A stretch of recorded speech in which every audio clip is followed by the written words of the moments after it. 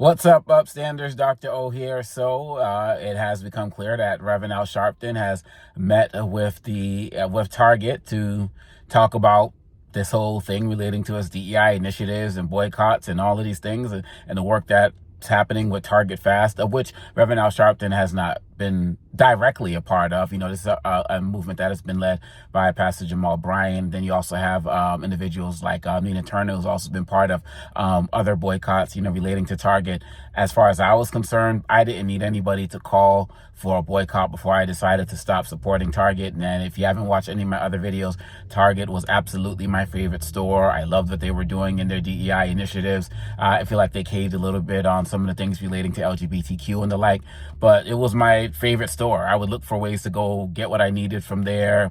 And, the day I think a day before the rollback was announced, I was on a television news station talking about Target's great work in DEI spaces. And then that announcement came out, and I haven't been in Target since.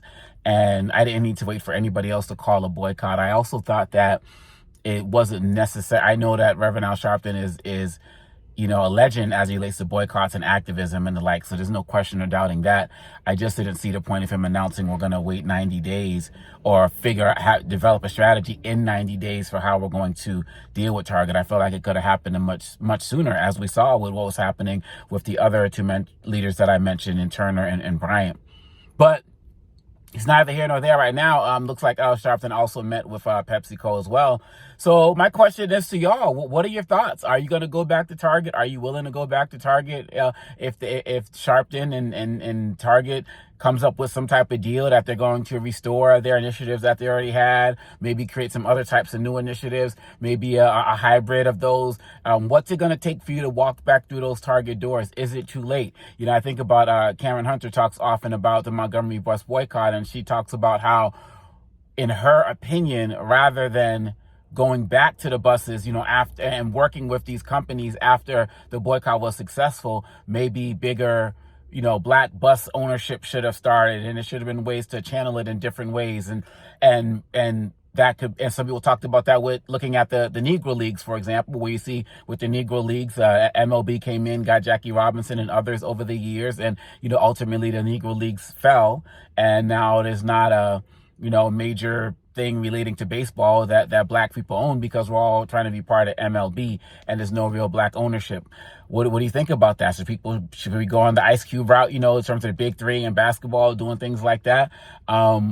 Is it wrong for Reverend Al Sharpton to meet? I was a little disappointed with the fact that, he allowed a picture to be taken. Now, he's not smiling in the picture, but, that the head of Target is. And, we'll see where that goes. But hey, let me ask you, some of y'all watch this, have y'all continued to shop at Target because you just felt like, hey, it is what it is, we can't do anything about it, we're powerless? I definitely want to get your thoughts as well. I've had some people say that if Sharpton meets with Target, they're done with Sharpton. So I'm seeing a little bit of everything. Is it too little, too late? What can happen? Is Target able to be forgiven?